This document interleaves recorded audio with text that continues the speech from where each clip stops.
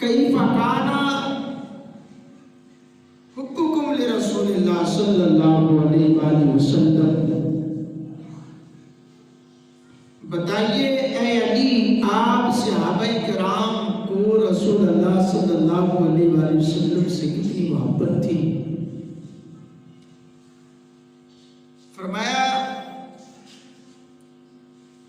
کان واللہ احب الینا من اموالنا و اولادنا و آبائنا و امہاتنا ومن الماء البارد علی الظما۔ اللہ کی قسم، یہ حضرت علی فرما رہے ہیں، اللہ کی قسم حضور تاجدار مدینہ صلی اللہ علیہ وآلہ وسلم ہمیں اپنے اموال، اولاد، آبا و اجداد اور امہات سے بھی زیادہ محبوب تھے۔ جس طرح کسی پیاسے کو ٹھنڈے پانی سے جو محبت ہوتی ہے نا، حضرت علی فرماتے ہیں ہمیں اپنے آقا و مولا صلی اللہ علیہ وآلہ وسلم سے اس سے بھی بڑھ کر محبت تھی اور محبوب ہے۔ یعنی کہ گرمیوں کا مہینہ ہو، پیاس لگی ہو اور پھر سامنے ٹھنڈا اور میٹھا شربت رکھا ہو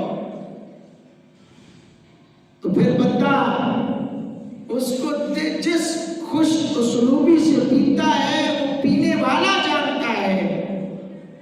فرمایا مجھ سے پوچھنے والوں کہ ہمیں مصطفیٰ کریم علیہ السلام سے محبت کتنی تھی؟ ہم تو ہر چیز سے بڑھ کر مال، اولاد، بیوی، بچے، ماں باپ، سب سے بڑھ کر رسول اللہ صلی اللہ علیہ وسلم سے محبت تھی۔ اور مثال دی کہ جس طرح پیاسے کو ٹھنڈے پانی سے محبت ہوتی ہے نا، اس سے بھی بڑھ کر ہمیں رسول اللہ صلی اللہ علیہ وآلہ وسلم محبوب تھے۔ حضرات کرام قدر،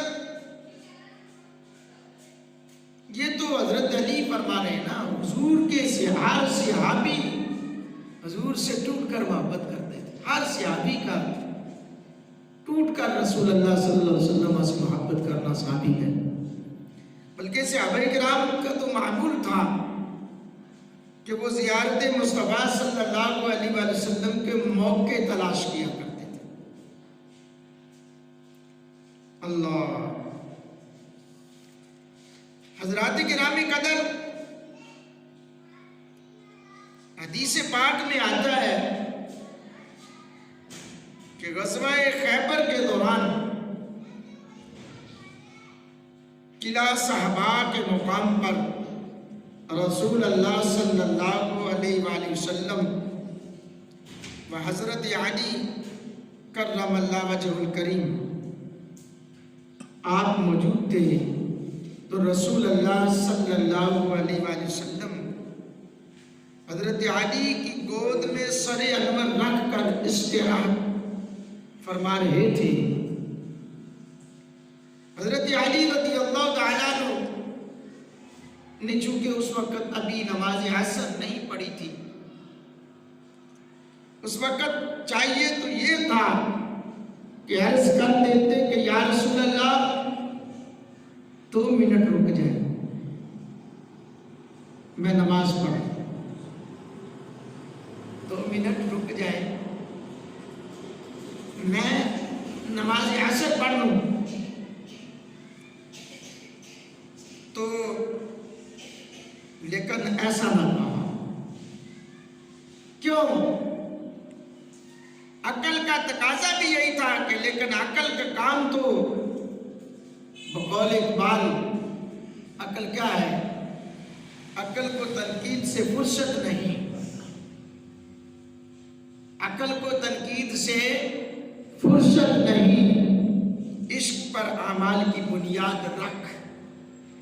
علامہ اقبال کو کیا کہو گے؟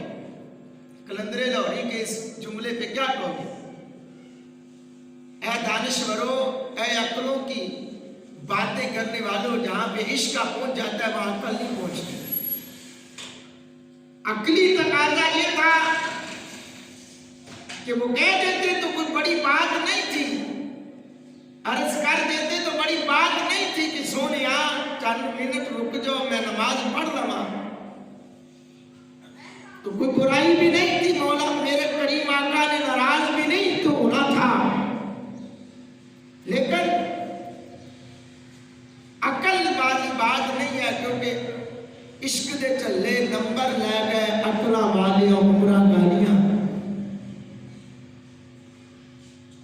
تو علامہ اقبال نے ایسے لوگوں کو جواب دیا کہ کائنات والوں، عقل کو تو تنقید سے فرصت نہیں، عشق پر اعمال کی بنیاد رکھ، عمل ایسا ہو ٹوٹ کر مصطفیٰ سے محبت ہو، عمل بھی کرو تو رسول اللہ صلی اللہ علیہ وآلہ وسلم کی محبت میں ٹوٹ کر کرو، چاہے وہ نماز ہو، چاہے وہ قرآن کی تلاوت ہو، چاہے وہ کسی سے صلہ رحمی ہو، چاہے وضو کیوں نہ کرنا ہو، چاہے کسی سے کوئی اچھی بات کیوں نہ کرنی ہو، آپ کے ہر جملے میں نظر آئے مصطفیٰ کریم کی محبت۔ پھر ان نمازوں کا مقام دیکھنا، ان قراتوں کا مقام دیکھنا، ان تلاوتوں کا مقام دیکھنا کہ تمہیں کیا ملتا ہے۔ اور پھر میرے دوستوں، میرے محبوب علیہ السلام کے غلاموں، عقل سود و ضیاء کے چکر میں الجھی رہتی ہے، جبکہ عشق بے خطر آگ میں کود پڑتا ہے۔ کانا بے خطر کود پڑا آتش نمرود میں عشق، بے خطر کود پڑا آتش نمرود میں عشق، عقل ہے محو تماشا لب بام ابھی ابھی۔ اب بات تھی نا کہ آگ میں نار نمرود میں حضرت ابراہیم علیہ السلام کو ڈالا جا رہا ہے، تو آپ نے توقف نہ کیا، بڑے بڑے فرشتے بھی آ رہے ہیں، آپ نے فرمایا نہیں، میرا رب دیکھ رہا ہے، میں نے تہاڈی کی ضرورت ہے؟ وہ جیڑا ویکھ رہا ہے وہ سب کچھ کر سکتا ہے۔ جب بندہ اس مقام پر پہنچ جاتا ہے تو پھر سولی پہ چڑھا ہوا منصور بھی سولی پر کہہ رہا ہوتا ہے آن الحق این الحق کی جو باتیں جو ہیں وہ سولی پہ چڑھ کر بھی کر رہا ہوتا ہے۔ اور جب ایک طرف بڑے بڑی جیبیں ہوں، بڑے بڑے تھیلے رکھے ہوں، اور پھر وہ عشق کی باتیں کرے گا تو وہ اثر نہیں کرے گا، وہ مقام نہیں دے گا۔ تو باہر کیا میرے محبوب علیہ السلام کے غلاموں، سیدنا علی المرتضیٰ کرم اللہ وجہہ الکریم نے عقل قربان کن بابے پیش مصطفیٰ مظہر بنتے ہوئے اپنی نماز محبوب کے آرام پر قربان کر دی، جس کے نتیجے میں ہوا گیا کہ اس کشتہ آتش عشق اور پیکر وفا کو وہ نماز نصیب ہوئی جو کائنات کے اندر کسی پوری انسانیت میں سے کسی کو بھی مسئول، کسی کا مقدر نہ بنا، کسی کو نصیب نہ بنا۔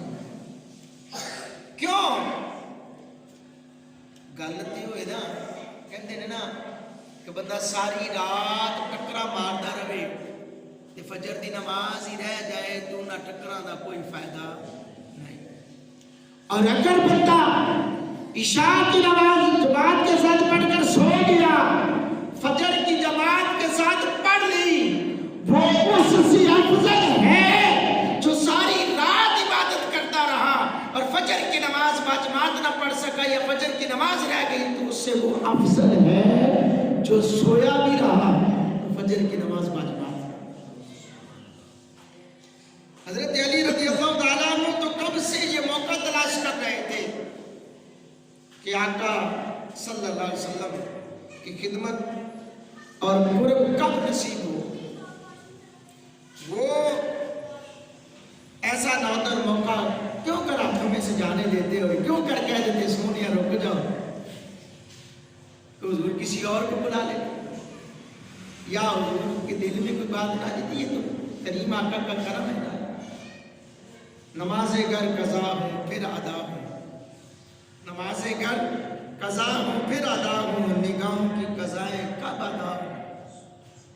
जो नमाज एक बार कज़ा हो जाती है वो दोबारा पढ़ी तो जा सकती है, लेकिन जो नजर में एक बार चीज गुजर जाती है वो दोबारा नहीं वो मजा रहता। आप देखिए ना ख्वाब आया हो, शायद ने कहा ना कि जेकर सोना मेरे सुपने अंदर आए तो मैं गल विच पा लिया बावा ते डर दी मारी अख ना खोला कि फिर बिछड़ ना जावा। क्योंकि ख्वाब की कैफियत ऐसी है कि आपको ख्वाब आ रहा है ना तो वो अगर टूट जाए रह जाए उससे आगे लाख कोशिश कर लो वो दोबारा। तो नमाजें कर कज़ा हो फिर अदा हो, निगाहों की कज़ाएं कब अदा हो। हज़रात किराम कदर, इसीलिए मौला कायनात ने गनीमत जाना इस मौके को और रसूलुल्लाह सल्लल्लाहु अलैहि वसल्लम के सरे अनवर के लिए अपनी गोद को बिछा दिया, जिस पर आपने अपना मुबारक सर रखा और आराम फरमाने लगे। अल्लाह। इधर हजरत मौला कायनात अपनी खुशी के कैफ में आफताबे नबुव्वत को तक रहे थे। खुशी भी थी, है खुशी नहीं है यार, बंदा टूट कर चाहे अपने महबूब को और वो फिर महबूब गोद में लेता हो, और वो महबूब भी वो है जो महबूब खुदा है और चेहरा भी वो है जिसकी कस्में रब ने उठाई हैं और वो जुल्फे भी वही हैं। वाह अली, मैं अगर ये बात करूं, वाह अली तेरी अजमत पे कुर्बान, तेरे कपड़ों की अजमत पे कुर्बान, जो ज़ेबे तन तेरे थे लेकिन मुस्तफा ने जुल्फे उनके ऊपर रखी हुई थी। जुल्फे मुस्तफा